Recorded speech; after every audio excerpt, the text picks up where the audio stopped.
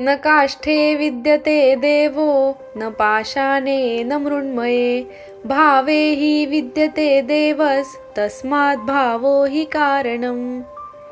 अर्थात परमेश्वर केवळ लाकडात, दगडात किंवा मातीच्या मूर्तीत वास करत नाही, तर तो भक्ताच्या निर्मळ भावात आणि अंतःकरणात वास करतो. जिथे शुद्ध भाव आहे तिथेच साक्षात ईश्वर आहे. मंडळी, आज आयुष्यात शांती मिळावी म्हणून आपण काय काय करत नाही. कोणी पैशात आणि मॉडर्न लाईफस्टाईलच्या झगमगाटात सुख शोधतंय, तर कोणी शांतीच्या शोधात अध्यात्माकडे वळतंय. पण जेव्हा आपण अध्यात्माकडे वळतो तेव्हा आपल्यासमोर एक नवीनच आणि अतिशय सूक्ष्म संकट उभं राहतं. आणि ते संकट म्हणजे धर्माचा आणि कर्मकांडाचा अहंकार. आपल्याला वाटतं की आपण खूप मोठे यज्ञयाग केले, कठीण उपास तापास केले, तीर्थयात्रा केल्या आणि बाह्य देखावा केला म्हणजे आपल्याला देव नक्की मिळेल. पण जरा विचार करा, जिथे मी एवढं सगळं करतोय, हा मीपणाचा खोटा अहंकार शिल्लक आहे, तिथे खऱ्या शांतीचा आणि ईश्वराचा वास असू शकतो का? नमस्कार मंडळी, मी दिव्या वालवडकर. माझ्या चॅनलमध्ये तुमच्या सर्वांचं मनपूर्वक स्वागत आहे. मंडळी, याच बाह्य कर्मकांडाच्या आणि दिखाव्याच्या अंधारातून माणसाला बाहेर काढणारे अत्यंत प्रगत शास्त्र संत ज्ञानेश्वर माऊलींनी 700 वर्षांपूर्वीच लिहून ठेवले आहे.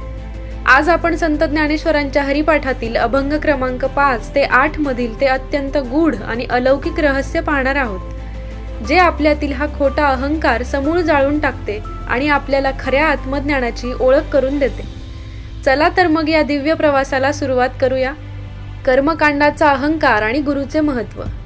माणसाला वाटते की देवाला लाच देऊन किंवा कठीण व्रत करून तो देवाला विकत घेऊ शकतो. पण माऊली 5व्या अभंगात या दिखाव्यावर कडाडून असा प्रहार करतात.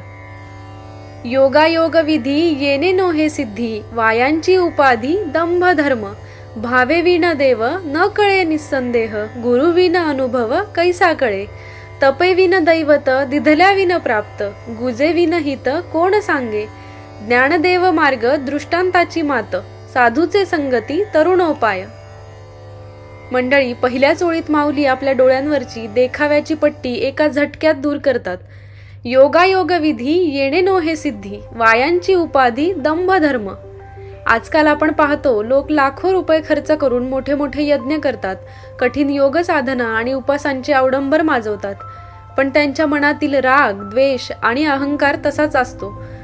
माऊली स्पष्ट सांगतात की केवळ बाह्य कर्मकांडाने देवाची सिद्धी प्राप्त होत नाही, यातून फक्त माणसाचा दंभ म्हणजे खोटा अहंकार वाढतो. की मी किती मोठा धार्मिक आहे, हा खरा धर्म नसून ती माणसाने स्वतःलाच दिलेली एक व्यर्थ अशी उपाधी आहे. मग देव कसा मिळेल? माऊली दुसऱ्या ओळीत त्याचे उत्तर देतात. भावे विन देव न कळे निस्संदेह, गुरु विन अनुभव कैसा कळे.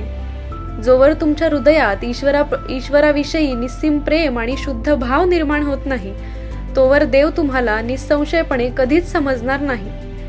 पुस्तक वाचून देवाची फक्त माहिती मिळते, पण देवाचा प्रत्यक्ष अनुभव मिळायचा असेल तर आयुष्यात एका खऱ्या सद्गुरूची गरज असते. गुरु विना हा अज्ञानाचा अंधार दूर होऊच शकत नाही. तिसऱ्या ओळीत माऊली निसर्गाचा आणि कर्माचा एक अटळ नियम सांगतात. तपे विन दैवत दिधल्या विन प्राप्त, गुजे विन हित कोण सांगे.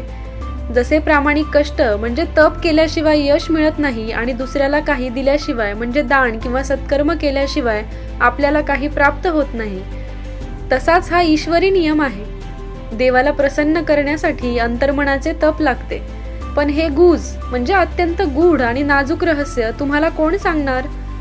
तर ज्याच्या मनात तुमच्याबद्दल खरे प्रेम आणि तुमचे हित दडले आहे, तोच तुम्हाला हा खरा मार्ग दाखवू शकतो. आणि म्हणूनच शेवटच्या ओळीत माऊली या भवसागरातून तरुण जाण्याचा अंतिम फॉर्म्युला सांगतात. ज्ञानदेव मार्ग दृष्टांताची मात, साधूचे संगती तरुणोपाय. माऊली अत्यंत ठामपणे स्वतःच्या अनुभवावरून दृष्टांताची मात सांगतात की या सर्व व्यर्थ कर्मकांडातून आणि संसाराच्या तणावातून बाहेर पडायचा एकच असा उपाय आहे, आणि तो म्हणजे साधूची संगत. साधू म्हणजे केवळ भगवे कपडे घातलेला संन्यासी नव्हे, तर ज्याचे मन शुद्ध आहे, ज्याचे आचरण पवित्र आहे आणि ज्याच्या हृदयात द्वेष नाही, अशा सकारात्मक सज्जनांची संगत. तुम्ही ज्यांच्या संगतीत राहता तसेच तुम्ही बनता. खऱ्या संतांची आणि सज्जनांची संगत हाच यातून तरुण जाण्याचा एकमेव मार्ग आहे. मंडळी, याच सत्यावर शिक्कामोर्तब करताना जगद्गुरु संत तुकाराम महाराज अतिशय परखडपणे सांगतात, तीर्थी धोंडा पाणी देव रोकडा सज्जनी. अर्थात बाह्य तीर्थक्षेत्रांमध्ये तुम्हाला फक्त दगड आणि पाणी मिळेल, पण प्रत्यक्ष जिवंत रोकडा म्हणजे परमेश्वर पाहायचा असेल तर तो फक्त सज्जनांच्या आणि संतांच्या हृदयातच पाहायला मिळतो. त्यामुळे कर्मकांडाचा देखावा सोडून खऱ्या साधूची संगत धरा. जेव्हा आयुष्यात असा सद्गुरू मिळतो आणि आत्मज्ञान प्राप्त होते, तेव्हा माणसाच्या आत नेमका काय बदल होतो?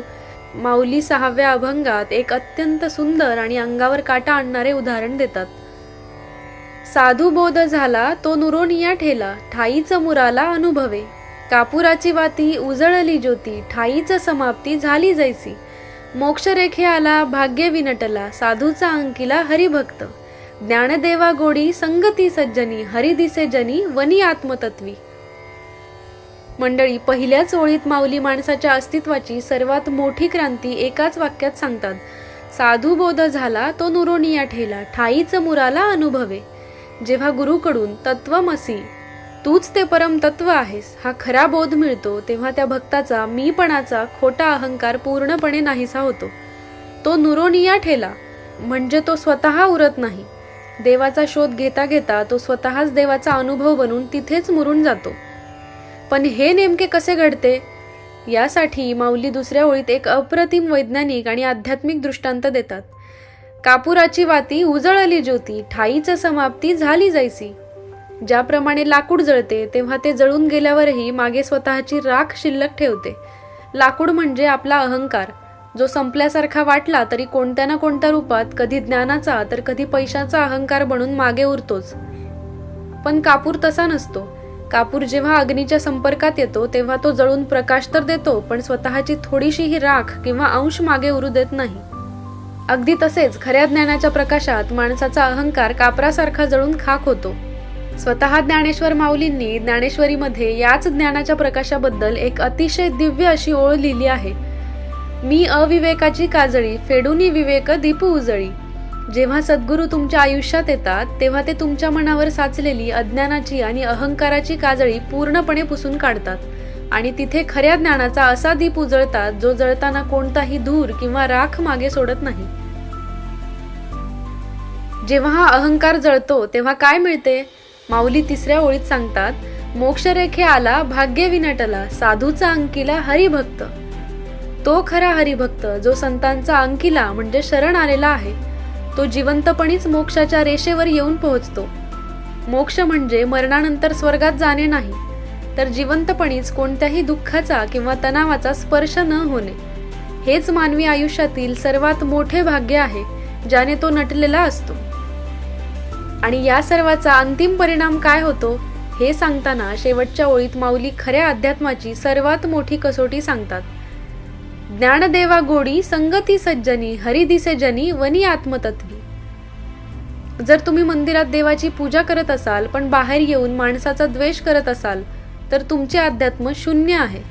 माऊली म्हणतात, मला संतांच्या संगतीची अशी गोडी लागली आहे की आता मला देव फक्त मंदिरातच दिसत नाही, तर तो मला जनी म्हणजे प्रत्येक माणसात, वनी म्हणजे निसर्गात, सर्व प्राणीमात्रात आणि सर्वात महत्त्वाचं म्हणजे आत्मतत्वी म्हणजे माझ्या स्वतःच्याच आत्म्यात दिसू लागला आहे.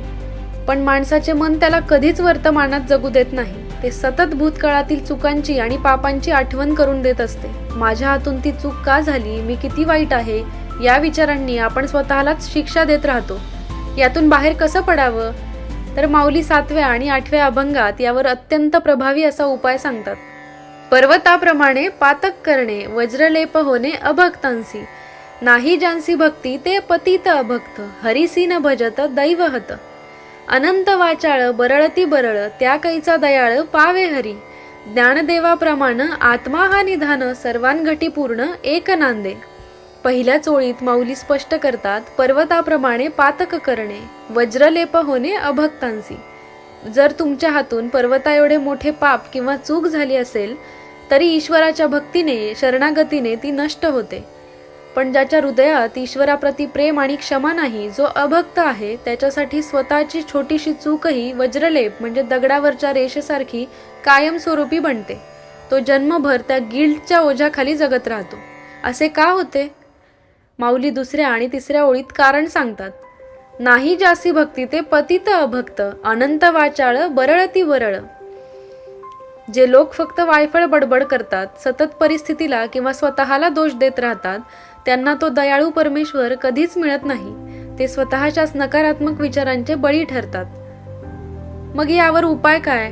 माऊली चौथ्या ओळीत माणसाची खरी ओळख करून देतात. ज्ञानदेवाप्रमाणे आत्मा हा निधान, सर्वांगटी पूर्ण एक नांदे. अरे माणसा, तू स्वतःला पापी का समजतोस? तुझा देह किंवा तुझे विचार म्हणजे तू नाहीस. तुझी खरी ओळख तर तो आत बसलेला आत्मा आहे, जो परमेश्वराचा अंश आहे आणि तो कधीच पापी असू शकत नाही. तो तर एक अथांग निधान म्हणजे ठेवा आहे, जो प्रत्येक जीवात सर्वांगटी पूर्णत्वाने नांदत आहे. स्वतःला माफ कर आणि आतल्या ईश्वराला शरण जा. पण या भरकटलेल्या आणि सतत विचार करणाऱ्या मनाला योग्य वळण कसे द्यायचे? तर माऊली यासाठी 8वा अभंग सांगतात. संतांचे संगती मनोमार्ग गती, आकळावा श्रीपती येणे पंथे.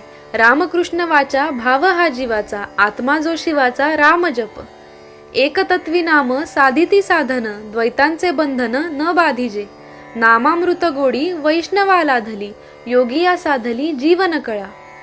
सत्वर उच्चार प्रल्हादी बिंबला, उद्धवा लाधला कृष्णदाता. ज्ञानदेव म्हणे नाम हे सुलभ, सर्वत्र दुर्लभ विरळा जाणे. मंडळी, माऊली पहिल्या ओळीत मनाच्या वेगाला दिशा देतात. संतांचे संगती मनोमार्ग गती. तुमच्या मनाचा वेग खूप जास्त आहे, त्याला दाबता येणार नाही, पण संतांच्या संगतीत राहून त्या मनाची धाव ईश्वराकडे नक्की वळवता येईल. जेव्हा तुम्ही अशी भक्ती करता तेव्हा काय घडते? तर तिसऱ्या ओळीत माऊली सांगतात, एकतत्वी नाम साधिती साधन, द्वैताचे बंधन न बाधिजे. जेव्हा तुम्ही एकाग्र होऊन रामकृष्ण या एकाच तत्वाचे नाम घेता, तेव्हा तुमच्या मनातील मी आणि तू, पाप आणि पुण्य, सुख आणि दुःख या द्वैताचे बंधन तुटून पडते. तुम्ही या सर्व मानसिक संघर्षाच्या पलीकडे जाता. 5व्या ओळीत माऊली पुराणातील दाखले देतात. सत्वर उच्चार प्रल्हादी बिंबला, उद्धवा लाधला कृष्णदाता. या नामाच्या सामर्थ्यामुळेच प्रल्हादासारख्या लहान मुलाला सर्व संकटांतून मुक्ती मिळाली आणि उद्धवाला साक्षात कृष्णाचा सहवास मिळाला. नामस्मरण हीच खऱ्या योग्यांची आणि भक्तांची जीवन कळा आहे. आणि म्हणूनच शेवटच्या ओळीत माऊली आजच्या जगाचे एक मोठे सत्य मांडतात. ज्ञानदेव म्हणे नाम हे सुलभ, सर्वत्र दुर्लभ विरळा जाणे. ईश्वराचे नाम घेणे आणि वर्तमानात जगणे हे अत्यंत सुलभ, सोपे आहे. पण माणसाला नेहमी अवघड आणि क्लिष्ट गोष्टींचे आकर्षण असते. त्यामुळे इतके सोपे सत्य असूनही ते जगात दुर्लभ झाले आहे. या खऱ्या सत्याला फार कमी लोक जाणतात आणि आचरणात आणतात. माऊलींचा हाच विचार आपल्या प्राचीन बृहन्नारदीय पुराणात एका अत्यंत शक्तिशाली संस्कृत श्लोकात लिहून ठेवला आहे. हरेर नाम हरेर नामैव केवलम, कलौ नास्तेव नास्तेव नास्तेव गतिरन्यथा. अर्थात या कलियुगात माणसाच्या उद्धारासाठी केवळ ईश्वराचे नाव आणि ईश्वराचे नाव हाच एक मार्ग आहे. या व्यतिरिक्त दुसरा कोणताही मार्ग नाही आणि नाहीच. जेव्हा प्रत्यक्ष शास्त्रे ओरडून हेच सांगत आहे, तेव्हा आपण आपला वेळ इतर व्यर्थ चिंतांमध्ये का घालवावा? तर मंडळी, हरिपाठाचे हे अभंग आपल्याला बाहेरच्या जगात देव शोधण्यापासून थांबवतात आणि स्वतःच्या आत डोकावण्याची शिकवण देतात. दिखावा, कर्मकांड आणि व्यर्थ बडबड सोडून द्या. स्वतःच्या मनाला कापरासारखे ईश्वरी ज्ञानात जाळून टाका, म्हणजे आयुष्यात फक्त आणि फक्त प्रकाशाचाच अनुभव येईल. तुम्हाला संत ज्ञानेश्वरांच्या या दिव्य विचारांचा अनुभव कसा वाटला हे मला कमेंट्समध्ये नक्की सांगा. आपल्या भारतीय संस्कृतीचा हा अलौकिक वारसा तुमच्या संपूर्ण मित्रपरिवाराला आणि तुमच्या कुटुंबियांना नक्की शेअर करा, जेणेकरून त्यांनाही खऱ्या शांतीचा हा मार्ग सापडेल. जर आपण तीर्थयात्रा केल्या पण नाम घेतले नाही तर काय होते, हे आपण हरिपाठाच्या पुढच्या भागात पाहणार आहोत. अशाच परमपवित्र आणि जीवन बदलणाऱ्या ज्ञानासाठी चॅनलला सबस्क्राईब करा आणि बेल आयकन दाबायला विसरू नका. तोपर्यंत ईश्वरावर विश्वास ठेवा आणि निर्भयपणे जगा. रामकृष्ण हरी.